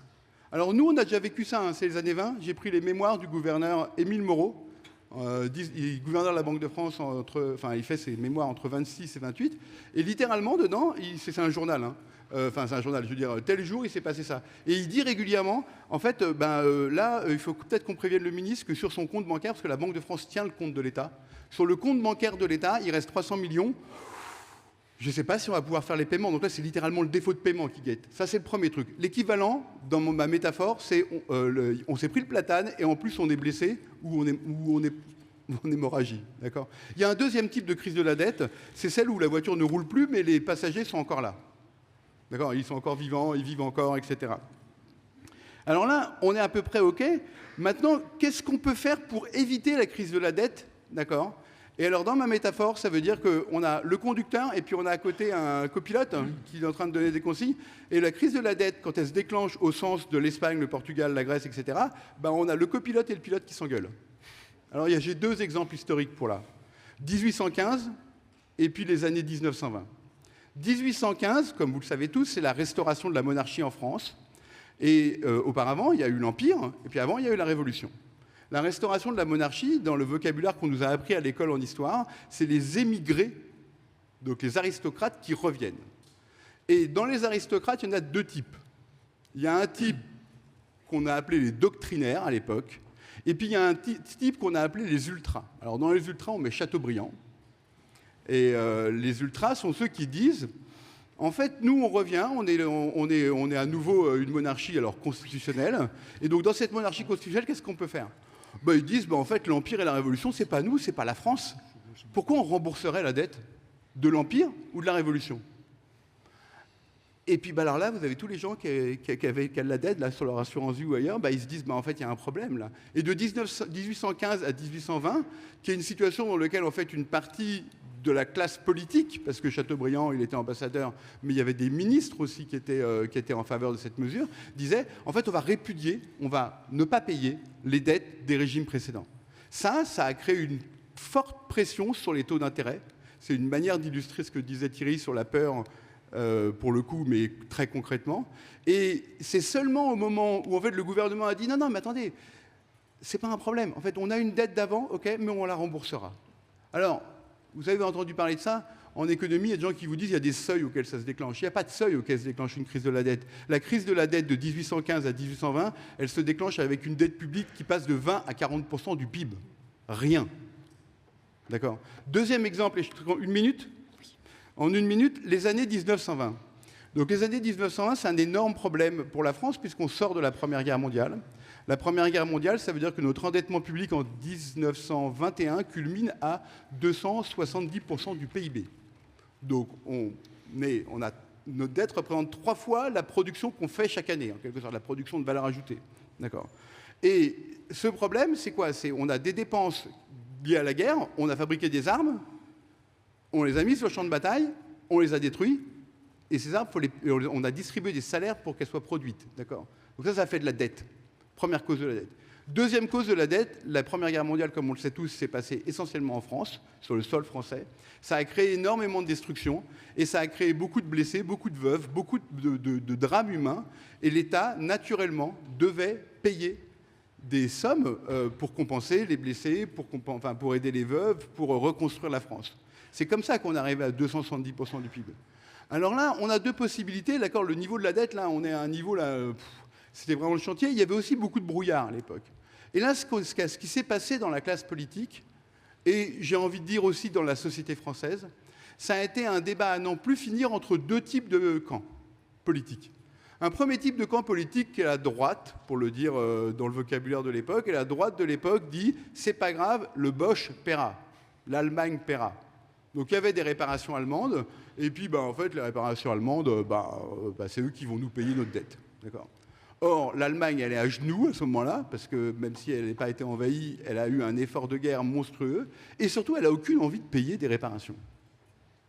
Et donc, du coup, il y en a qui ont dit, c'est pas grave, la dette, elle sera payée par les Allemands. Les Allemands ne payent pas, vous êtes sur les marchés, vous êtes en train de vous demander, mais attendez, mais ils vont vraiment rembourser le truc à la fin ? Donc ça, c'était la vision de la droite. Et puis la vision de la gauche, c'était de dire, mais en fait, pas du tout. En fait, pas du tout, mais ok, l'Allemagne nous paiera, mais finalement, c'est pas ça le problème. Le problème principal, c'est quoi ? C'est qu'on a des gens qui ne payent pas assez d'impôts. Et ça veut dire quoi ? Ça veut dire qu'on n'a pas de taxe sur le capital. C'est le nom de Zuckman de l'époque. Et donc, du coup, à l'époque, le débat public, et vous pouvez le lire sur le site internet de la Bibliothèque nationale de France, allez voir les journaux de gauche, allez voir les journaux de droite, vous avez des gens qui vous disent « c'est pas grave, l'Allemagne paiera » ou on verra bien ce qui se passe, ça, on est à droite, et puis à gauche qui disait en fait on va taxer l'héritage, on va taxer les rentiers, on va faire en sorte que les riches payent enfin parce que c'est 270% du PIB, il serait peut-être temps qu'ils payent les gens. Alors, ces débats-là, en tous les cas dans les années 20, ne se sont pas résolus par un grand accord entre tout le monde. Il y avait des gens qui s'engueulaient de plus en plus en gros. Et donc du coup ce qui se passait c'est qu'au milieu on avait quand même un déficit alors qui se réduisait au fur et à mesure des années 20, mais avec une taille de dette tellement grande que les gens se sont dit, en fait, les Français, ils vont jamais se mettre d'accord sur comment faire. Et donc, pour finir, pour conclure, il y a une des grandes leçons des années 20 qui a été bien comprise en Espagne et au Portugal dans les années après la crise de 2010-2012, qui a été de dire, on a le droit de s'engueuler sur tout politiquement, sauf sur la vitesse à laquelle on réduit le déficit après le Covid et le fait que l'endettement, c'est une solution d'urgence, comme l'a dit Florence, mais ce n'est pas une solution permanente. Et donc, ce qu'ils ont fait, c'est qu'aujourd'hui, vous regardez ces pays-là, c'est fascinant. Ils s'engueulent sur tout. Prenez le débat espagnol, je veux dire, il n'y a pas de majorité, ils ne votent pas de budget à la Chambre. Mais par contre, le budget, il est équilibré à peu près. Donc, du coup, la dette ne progresse pas. Donc, il y a quelque chose qui est une leçon de ces histoires. Et les leçons de ces histoires, c'est qu'il y a des choses qui sont trop dangereuses pour la vie quotidienne de tout le monde pour être mises comme un débat totémique dans le débat public. Merci beaucoup, Vincent. Alors, comme il nous reste peu de temps, on va passer aux questions du public et on va essayer de faire des réponses concises de moins d'1 minute. Alors, vous avez commencé à aborder la question des solutions, qu'est-ce qu'on fait quand on a de la dette, et les spectateurs veulent vous voir réagir sur certaines solutions. Donc, l'une d'entre elles, ce serait l'annulation de la dette. Pourquoi est-ce qu'on n'annule pas la dette ? Qui veut prendre la parole peut-être ? Moi, je peux répondre en 2 mots, parce que Chateaubriand a eu tort économiquement, même si c'est un très grand auteur. Un débat sur l'annulation de la dette, c'est un débat qui envoie comme signal « nous ne voulons pas payer » et donc plus personne ne veut détenir cette dette en face. Et même si c'est seulement la partie détenue par la Banque Centrale Européenne, est-ce que certains avancent cet argument ? Alors là, je ne souris pas pour le plaisir de répondre à cette question. En fait, ce qui va se passer si la dette... Enfin, il y a 2 problèmes si on annule la dette qui est détenue par la Banque de France à cause du fait qu'on a aidé, par exemple, à lutter contre le Covid. Le premier, c'est que cette dette-là, on la détient, nous, Banque de France, mais on la détient avec les autres banques centrales, d'accord ? C'est-à-dire que les autres banques centrales ont fait la même chose. Donc la raison pour laquelle on a été très efficace dans la lutte contre la crise du Covid, c'est parce que justement, on s'est mis à plusieurs, on a dit on achète et on ne se pose pas de questions. Si nous, on commence à dire, en fait, nous, la France, en fait, on ne veut pas la payer, en fait, les autres voisins, la prochaine fois qu'on va avoir dans ce brouillard une nouvelle crise, ils vont dire, mais attendez, mais vous croyez vraiment qu'on va continuer à vous... Enfin, s'il y a une nouvelle crise du Covid équivalente qui nécessite 300 ou 400 milliards de dépenses, d'accord, vous croyez vraiment qu'on va dire qu'on va jouer la solidarité ? En fait, non. Et la deuxième raison, elle est légale, c'est qu'on s'y est engagé. Donc, quand vous habitez un appartement dans un immeuble, vous vous êtes engagé à ne pas faire trop de bruit. Vous pouvez faire un anniversaire, vous pouvez faire le réveillon, mais vous ne faites pas de la fête tous les soirs. Or, nous, on fait la fête tous les soirs aujourd'hui. Merci. Florence ? Je vais être moins drôle, mais la deuxième raison pour laquelle il n'y a pas de raison d'annuler cette dette. Aujourd'hui, l'État français est tout à fait capable de payer la charge de sa dette. Le problème de l'État français, c'est de gérer sa trajectoire et de rééquilibrer son déficit public. Son problème, ce n'est pas d'arriver à payer les intérêts de sa dette. Je rappelle juste que le taux moyen de l'endettement de l'État français, d'abord, il s'est endetté sur 8 ans. Son taux moyen d'endettement, il est d'à peu près 2%. La croissance nominale, elle est aujourd'hui au moins à 2% et normalement, elle devrait être même un peu plus élevée. Si les choses allaient un peu plus normalement, la croissance nominale, elle est à 3%. On a tout à fait la capacité de rembourser cette dette. Donc la question de l'annulation, je crois qu'elle ne se pose même pas. Merci. Prenons l'exemple de l'Argentine. L'Argentine essaie de répudiation de la dette intérieure parce qu'ils n'ont jamais pu résoudre leurs problèmes intérieurs. Et vous voyez, si nous n'avons plus de régime de croissance viable, l'abandon ne résout en rien. Nous abordons la première réputation et la deuxième. Et là, j'aime beaucoup l'Argentine, l'année à ça, c'est 6e ou 7e. Parce qu'on n'a pas voulu résoudre les problèmes politiques internes. C'est le message que je vous livre. Merci. Pierre et Thierry, vous voulez ajouter quelque chose ou... alors, je vais peut-être vous faire réagir sur un autre point. Certains spectateurs demandent et pourquoi on ne fait pas à nouveau fonctionner la planche à billets.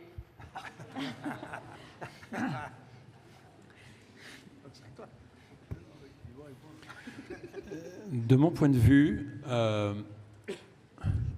la planche à billets, qui est strictement interdite par les traités de l'Union européenne, n'est pas dans l'absolu ni une recette miracle, ni nécessairement mauvaise.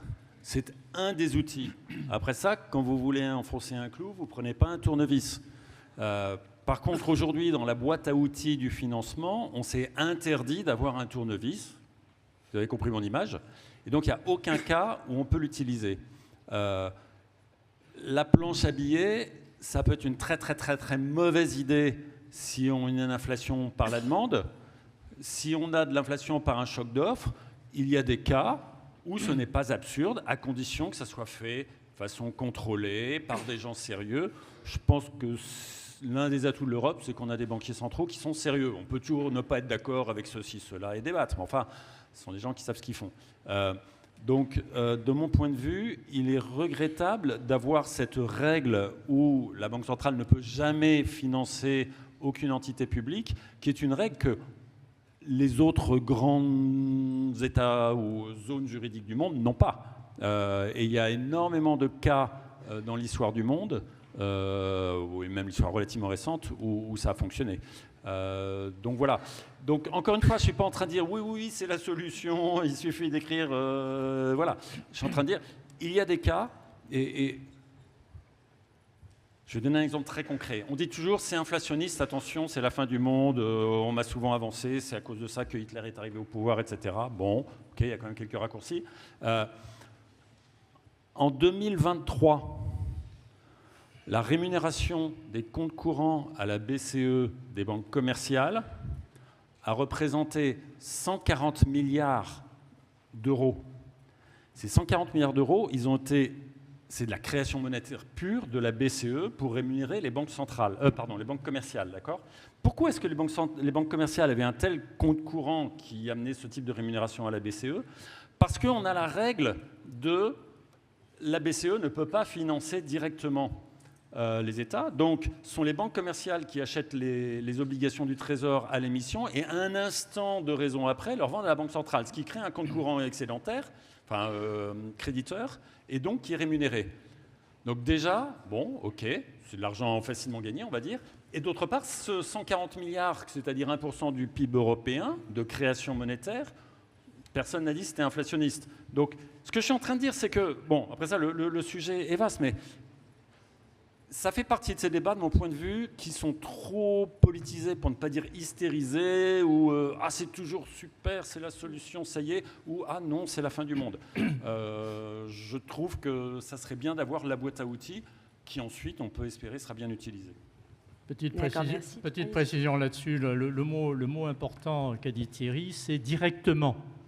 C'est-à-dire, en réalité, il y a bien un financement par la planche à billets, sauf que, comme il l'a dit, il y a un article du traité qui interdit un financement direct des déficits budgétaires et des États, mais en réalité, on voit bien que c'est un tour de passe-passe dans lequel, lorsqu'on fait du quantitative easing, en réalité, ça veut dire que la Banque centrale se porte sur les marchés pour acheter des titres publics qui ont été auparavant achetés et immédiatement revendus par les banques commerciales.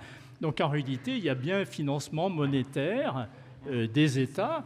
Et donc, lorsqu'on dit « est-ce qu'on ne pourrait pas faire de la planche à billets ?» Eh bien, on le fait. Tout à fait. Sauf que, comme je le disais à l'instant, on économiserait 140 milliards d'euros par an au passage. Ça, c'est à voir. Merci. Est-ce que Robert, Florence ou Vincent, vous voulez ajouter quelque chose ou on passe à une autre question ? Certains spectateurs se demandent est-ce que ça serait moins un problème, cette dette, si elle était détenue majoritairement par des résidents français ? Moi, j'aime beaucoup le Japon. Le Japon devait être dans une faillite abominable. Eh oui, mais les Japonais acceptent de prendre le gouvernement et rééquilibre macroéconomique, la stagnation, donc, comme l'a dit Florence. Donc, ça n'a aucune... au contraire, c'est fonctionnel par rapport aux problèmes que rencontre le Japon. Merci. Florence, vous voulez ajouter quelque chose, non? Est-ce qu'il existe un risque, il y avait une autre question, de ponction de l'épargne des Français? Ce qui inquiète en cas de... Non. Enfin, ça dépend pour qui les Français votent après. Hein. Mais a priori, il n'y a jamais... Il est arrivé extrêmement rarement dans l'histoire et dans des situations extrêmement extraordinaires. En gros, je vais vous donner le cas. La fois où c'est arrivé, c'est en Allemagne, en 1948. L'Allemagne est occupée par 4 pays, les Alliés, les États-Unis, l'Union soviétique, la France et l'Angleterre. L'Allemagne a 200% d'endettement sur le PIB. Les impôts rentrent relativement, c'est-à-dire qu'il y a un équilibre budgétaire en 1948. Il n'y a pas de gouvernement allemand. La République fédérale d'Allemagne et la République démocratique allemande ont été créées un an plus tard. Et effectivement, les Alliés, les 4 Alliés, dans chacune de leurs zones d'occupation, ont supprimé les dépôts bancaires des Allemands et ont en échange annulé la dette publique. Ils ne l'ont pas fait dans le but d'annuler la dette publique, ils l'ont fait parce qu'en fait l'économie ne fonctionnait plus du tout. Ça arrivé une fois par des autorités d'occupation. Je pense qu'aucun peuple ne voterait pour que 93,5%, puisque c'est ça qui s'est passé, des dépôts bancaires soient supprimés littéralement, c'est-à-dire que la richesse financière des gens soit baissée. Et ce n'est pas en général une bonne solution. Les Alliés pouvaient le faire parce que d'abord c'était quand même les Allemands, c'était quand même essentiellement des gens qui avaient fait plusieurs génocides, plus la guerre partout, donc déjà moralement il y avait quand même un peu moins d'enjeux, mais surtout parce que si on fait ça, alors on détruit complètement l'intérêt pour chacun d'avoir confiance dans le secteur bancaire. Donc si c'était une proposition qui viendrait régulièrement dans le débat politique français, ça serait une proposition encore plus dangereuse que de dire la dette n'est pas un problème. Merci. Autre question. Est-ce qu'il faut, pour réduire la dette, augmenter les impôts des riches ou alors privatiser les services publics? Quelles sont les solutions? Qu'est-ce que vous préconisez à nos députés qui sont en train de réfléchir à ces questions? Alors, la Banque de France n'a pas d'avis là-dessus, donc je ne parlerai pas. C'est le débat politique qui décide. Florence, Robert, vous avez peut-être des... Non, mais moi j'ai la même réaction. Il faut qu'il y ait un débat politique, et puis surtout, il faut qu'il y ait un débat qui regarde un peu plus loin aujourd'hui. C'est-à-dire, qu'est-ce qu'on veut faire avec nos dépenses? Regarder les dépenses qui sont efficaces. C'est ce que disait tout à l'heure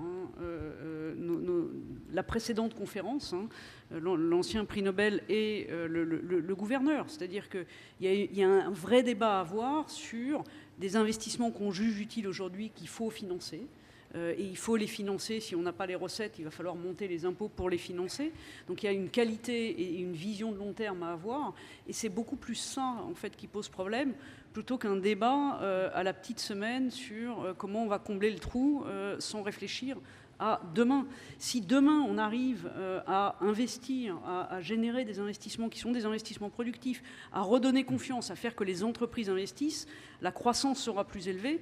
Je rappelle juste au passage que l'Europe, ça fait maintenant 15 ans qu'elle investit 3 fois moins par tête que les États-Unis pour des dépenses d'investissement en recherche et développement, 2 fois moins pour des dépenses en équipement, et qu'on a accumulé sur les dernières années un retard d'investissement considérable. Et donc, il faut s'attaquer à des problèmes qui sont des problèmes structurels, essayer de ramener la croissance, d'avoir une vision d'un peu plus long terme, et pas de sortir un peu de ce débat sur qui va payer, est-ce qu'on doit baisser les dépenses, est-ce qu'on doit augmenter les recettes. Il faut bien sûr avoir un mix des deux là-dessus, mais surtout avoir une vision de long terme pour la croissance. Merci Florence. Je crois que Pierre, vous vouliez ajouter quelque chose. Juste 2 mots là-dessus. D'abord, Florence a parfaitement raison de dire qu'il faut regarder l'efficacité de la dépense publique et il faut regarder aussi l'efficacité des impôts et des prélèvements qui ne sont pas les mêmes. Il y a des impôts qui peuvent être parfaitement perturbants pour l'activité, il y en a d'autres qui le sont moins. Première chose. Et deuxième chose, il y a quand même un éléphant dans le couloir, comme on dit, hein. C'est le fait que les inégalités de patrimoine ont considérablement plus augmenté que les inégalités de revenus. Donc à un moment donné, sans revenir sur le débat totalement historique sur Zuckman ou pas Zuckman, se pose quand même la question du si on doit rechercher des ressources par la fiscalité, est-ce que c'est plus par la fiscalité sur les activités ou les activités sur le patrimoine? Et comment le faire, sachant qu'effectivement, c'est très difficile de taxer le patrimoine dans un monde ouvert avec une liberté des mouvements de capitaux. Merci beaucoup. Il nous reste seulement 2 minutes. Alors peut-être pour conclure très rapidement, parce que là on a été quand même assez pessimiste jusque-là, je voulais vous demander à chacun, est-ce que vous pensez qu'on peut à l'avenir réduire ou stabiliser notre dette? Est-ce que vous êtes optimiste sur la capacité de la France à prendre ce sujet en main? Ma réponse à moi est oui. C'est pas forcément le truc le plus facile à faire. Pour ceux qui connaissent bien le Père Goriot de Balzac, va falloir avoir une approche économe, systématique, de se demander, comme a dit Florence, comment faire. C'est pas très compliqué en vrai, hein. Je veux dire, quand on apprend à faire du roller, on arrive à en faire. Donc on devrait pouvoir arriver à le faire. Merci. Florence, vous êtes plutôt optimiste, pessimiste? Non, moi je pense qu'on a tout à fait la capacité de le faire. Le problème, il est beaucoup plus de trouver un consensus politique. Et d'arriver à construire ensemble, avec la société civile, ce consensus politique. Merci, Robert. Personnellement, je dis que cette solution positive arrive après un point dramatique où la société s'effondre. Voilà. Ça va arriver, mais après une épreuve de force où la société doit se confronter aux menaces effectives. Donc, à long terme, jeunes, rassurez-vous, on n'a jamais prononcé des périodes aussi chaotiques que la sienne à l'infini. Il existe, mais on passe par un point radical et dramatique. D'accord, merci. Pierre, vous êtes plutôt... Alors, moi, je me placerai... Vincent a évoqué le Père Goriot, Chateaubriand, etc. C'est un niveau littéraire absolument extraordinaire. Moi, je crois que je replacerai ça dans une optique qui n'est pas franco-française, mais européenne, à nouveau. Et je crois que dans ce cas-là, il faut essayer de réorganiser une espèce de contrat ou de pacte entre les cigales et les fourmis. Et jusqu'à présent, disons que les cigales sont en train de regarder les fourmis en tendant la sébille, et les fourmis disent ça suffit. Et donc je pense que si on veut que l'Europe avance, et si on veut que l'Europe dans son ensemble ait une croissance et résiste mieux aux défis mondiaux, et donc puisse dans l'avenir, grâce à la croissance, maintenir des positions de finances publiques soutenables, eh bien il faut ce pacte entre les fourmis et les cigales qui pour le moment n'existe pas. Merci Pierre. Et pour conclure, Thierry? Je pense que j'ai envie de distinguer entre le court terme et le moyen-long terme, et puis peut-être d'élargir au-delà de la France. Sur le court terme, et ça a déjà été dit par plusieurs personnes, dont Vincent, mais pas seulement, c'est largement une question politique. On a en tête ce qui s'est passé, bon, pas faire une autre référence historique, mais je vais le faire quand même. La montée vers 1789, c'est quand même, c'est des déficits, et puis on se bat pour savoir si c'est, je caricature la caricature, hein, les riches ou les pauvres qui vont sortir l'argent de leur poche, ils se mettent pas d'accord, on convoque les États généraux et on connaît la suite de l'histoire. Enfin, le roi convoque, etc. Donc, c'est de la politique, ça. C'est de la politique. Ça, c'est du court terme sur le sujet France. Je pense qu'il est intéressant de se mettre aussi dans une perspective au-delà de la France, l'Europe, voire, soyons fous, le monde, et une perspective, alors est-ce que je vais parler à 20 ans, 30 ans, 40 ans, j'en sais rien, mais ce genre d'échéance, c'est-à-dire à l'échéance, à l'aune d'un politique, c'est la fin du monde, donc ça ne les intéresse pas, à l'aune de la jeune génération qui est dans la salle, ils auront mon âge quand ce que je vais dire maintenant se produira. Et là, je ne serai plus là pour le voir, je suis prêt à parier que les déficits seront beaucoup plus importants qu'ils sont aujourd'hui à cause des problèmes de durabilité du monde.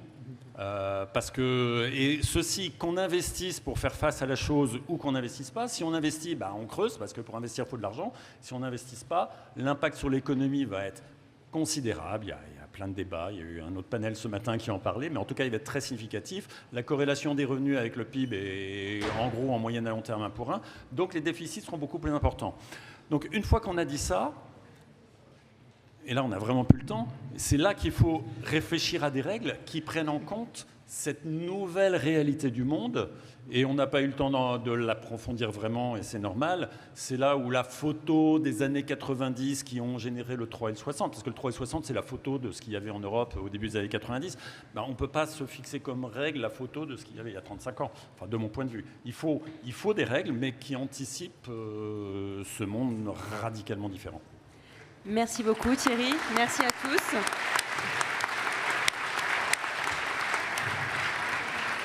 Et nous laissons la place pour la prochaine session. Merci, au revoir.